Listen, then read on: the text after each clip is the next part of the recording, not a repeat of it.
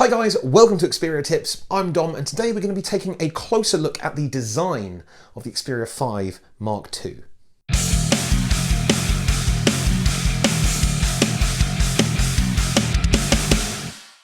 It's pretty much the same as the design for the Xperia 5. Anyway, don't forget to like, follow...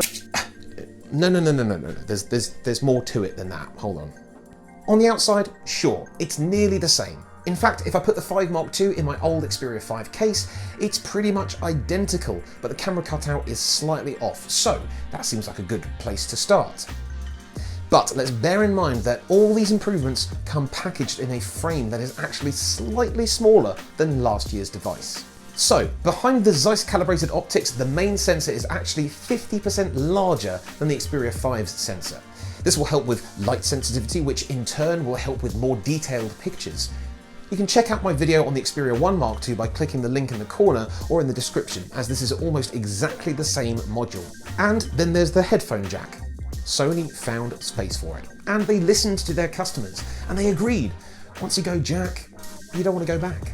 And yes, the simple pleasure of being able to charge a device and listen to it through headphones without a special dongle does make a difference. Sony also improved the battery life by up to 20%. I mean, you want a bigger battery? You put in a bigger battery. Simple, right?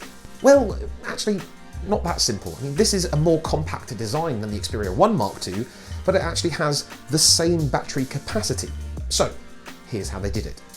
They optimized the PCB layer, so now it's in 2 layers. They slimmed down the key structures and the frame itself, as well as optimized the speaker and antenna layout to make room for the battery, which is now 20% larger than last year's Xperia 5. But when I say optimized, you probably think downgraded, and that's just not true. The speakers are actually better on the Xperia 5 Mark II, as now they are stereo front-facing balanced speakers for a more immersive listening and viewing experience. And of course, the Xperia 5 Mark II's notchless 21:9 cinema-wide HDR OLED display means you can enjoy cinematic content without that letterbox effect or anything interrupting your viewing. But more on the display in another video, so you know, like, follow, subscribe, etc. All in all, yes, this device is built for speed, but the fact that it's made in a more compact design means it's perfectly suited for those who were perhaps put off by the size of the 1 Mark II. But hey, you get nearly all the cool features of the 1 Mark II in this little bad boy here.